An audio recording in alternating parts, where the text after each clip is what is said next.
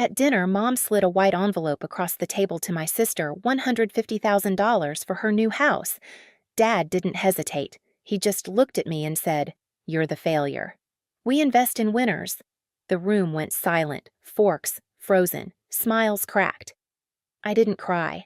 I just folded my napkin, walked out, and never looked back. That night, I didn't beg for love or fairness. I started something they'd never see coming. 2 years later, my sister drove past my property, slammed on the brakes, and screamed into the phone, "Dad, you need to come here. Now." When I was 12, I built a suspension bridge out of wire and drinking straws for the state science fair. It held the weight of a full textbook. I won first place.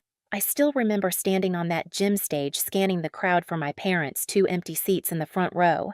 They were in Denver that weekend, cheering for my sister at her beauty pageant. That night, I brought the medal home, proud and glowing. Dad glanced at it once and turned up the TV. "Strange girl," he muttered. "What kind of daughter plays with machines?" Mom didn't answer. She just stroked Jessica's hair while my sister showed off her Little Miss Sunshine trophy under the living room lights. That moment stuck like a splinter. It wasn't the words, it was the quiet after them. The quiet where love should have been. As I grew up, I learned that love in my family came with receipts. Every favor, every gift, every smile, it all depended on whether you made them look good. Jessica was their miracle child, the one who got the easy praise, the second chances, the excuses. I was the backup plan, the strong one, the one who didn't need anything. I worked nights to pay for college. They paid Jessica's full tuition without blinking. I graduated with honors, found my first job as a structural engineer, and sent them photos of my projects: bridges, apartment buildings, steel frames cutting into the sky. The only reply I got from Dad was, "You still renting?" Every phone call became a report card on my stability: Jessica's promotion, Jessica's engagement, Jessica's new car. They didn't ask how I was, they just measured me against her shadow. Still, I kept hoping that one day they'd see me as more than a failed investment. That hope finally cracked the night of the dinner. When Dad said, "We invest in winners," something inside me shut off. I stopped chasing their approval. I stopped explaining myself. And I started learning the difference between silence that breaks you and silence that saves you. So I packed up, left Colorado Springs, and headed back to Denver. No calls, no tears.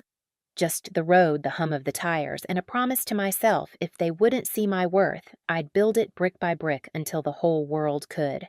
Losing my family was one kind of silence. Losing my job was another. It happened on a gray March morning, the kind where even the air feels tired. The company had been struggling for months, but I kept convincing myself I was safe. I worked hard, hit deadlines, stayed late. But when the director read out the layoff list, my name sat right there in the middle, clean, final, unarguable. I walked out into the snow with the termination letter crushed in my hand. The cold hit harder than I expected. For a moment, I stood on the sidewalk staring at the traffic, wondering how many times in life you can rebuild from zero. That night, I sat in my apartment staring at the faint reflection of city lights on the window. The silence inside wasn't peaceful anymore. It was heavy, the kind that makes every sound echo too loud. I picked up my phone, opened the Bennett family group chat, and saw their latest photo, Jessica standing in front of her new house champagne. In hand, our parents beside her smiling like they'd just won the lottery. The caption read, "So proud of our youngest daughter." I stared at it for a long time before typing one last message. "Thank you for teaching me to stand on my own, even in the cruelest way possible." I hit send. Then I blocked their numbers, deleted the chat, and sat there while the screen went black. For the first time, there was no audience, no expectations, just me. The fear came first. What if I fail again? What if they were right? But underneath the fear, something small stirred. Freedom.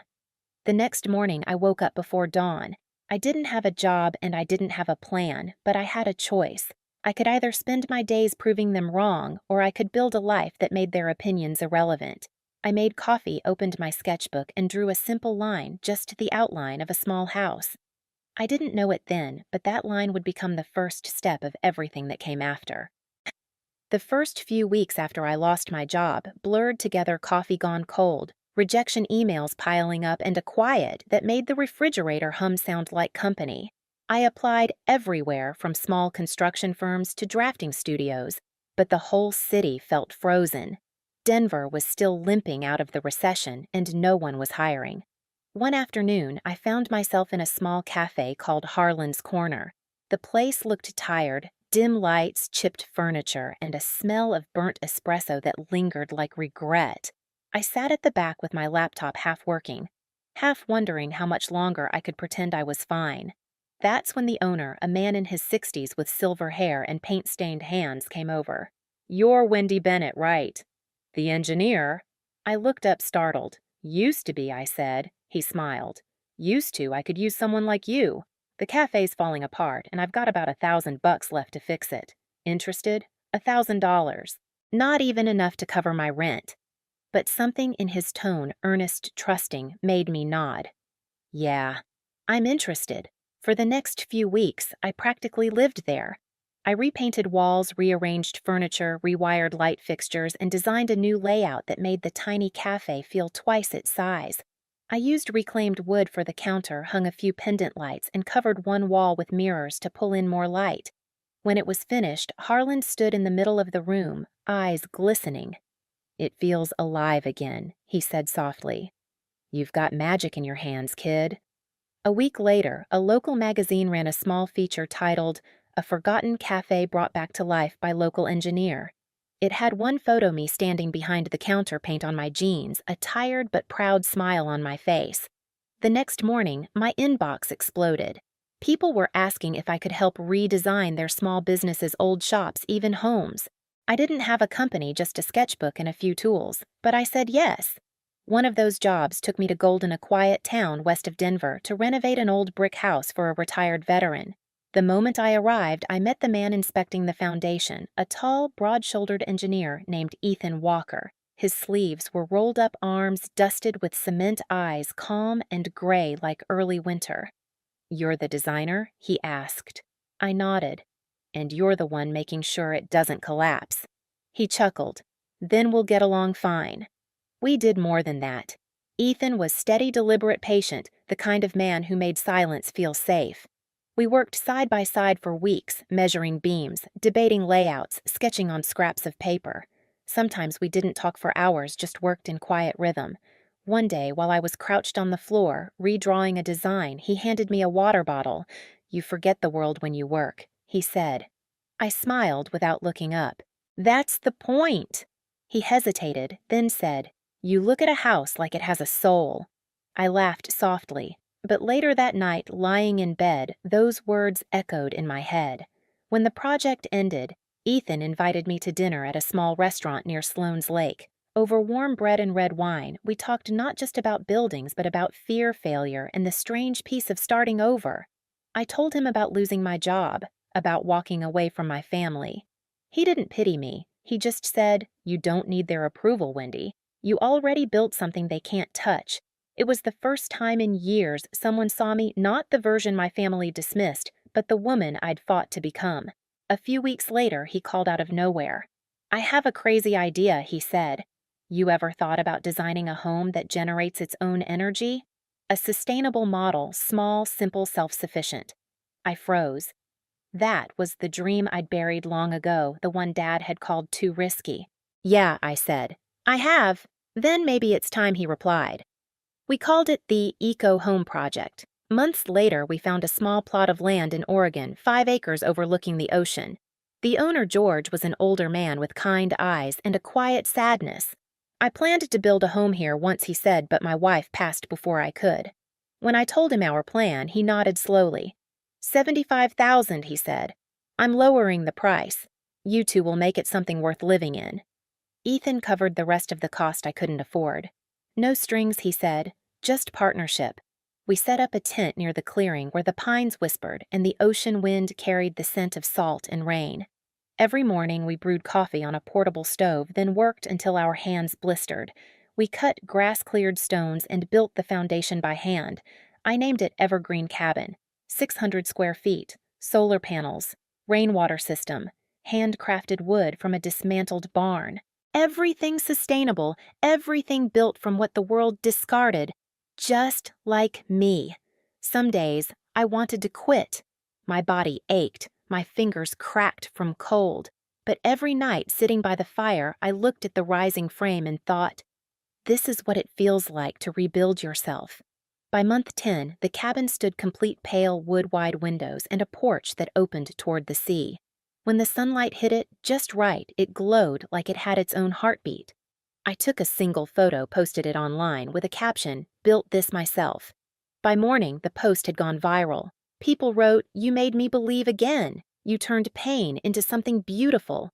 For the first time, the world saw me the way I always hoped my parents would. It was a quiet May morning, soft sun through the trees, lavender blooming along the porch when I heard the sound of tires screeching on gravel. A silver BMW stopped just short of the gate. The door flew open, and there she was. Jessica, 2 years older, perfectly styled, but trembling. Her white dress caught the wind, her voice shaky on the phone. "Dad, you need to come here. Now!" I stepped down from the porch, still holding my gardening gloves. "Jess, what's going on?" She froze when she saw me. "You live here." Her eyes swept across the cabin, the solar panels, the wildflowers, the forest behind me. "They said you lost everything, that you ran off." I smiled faintly. Guess they were wrong. For a moment, her confidence slipped. "You built this yourself with help," I said. "People who believed in the person your parents called a failure." She swallowed hard. "I didn't know." "I didn't." Her voice cracked. "After my divorce, I moved back home. They still pay for everything. Mom says, 'Don't be reckless like your sister.' And I listen." The wind picked up, brushing her hair across her face.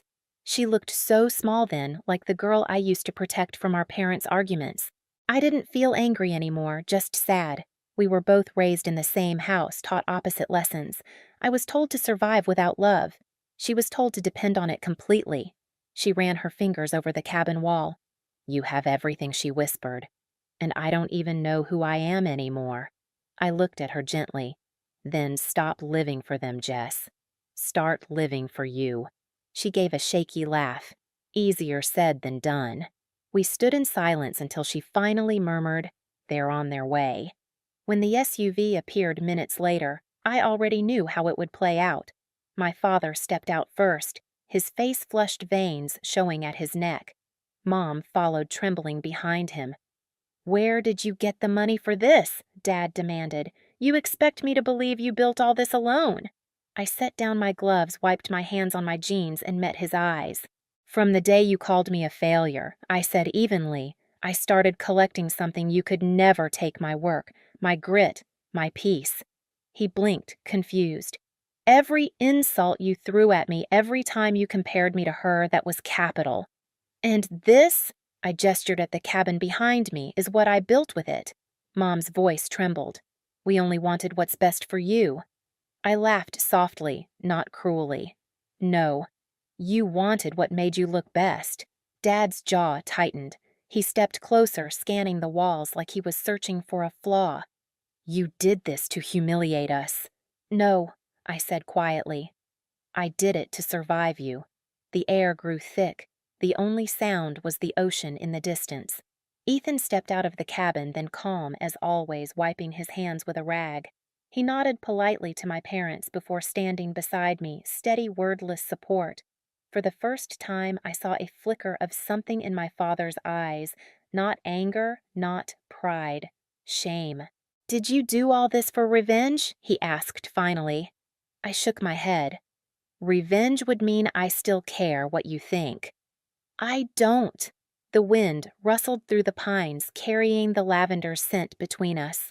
Jessica stood off to the side, watching with tears in her eyes. Dad's shoulders dropped.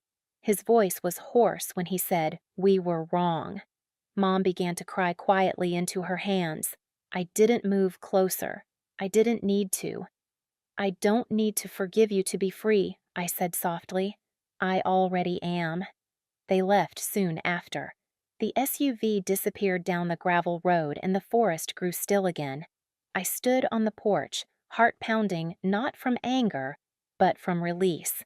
Ethan draped his arm around me. "You okay?" I looked out toward the trees where the light shifted golden across the cabin walls.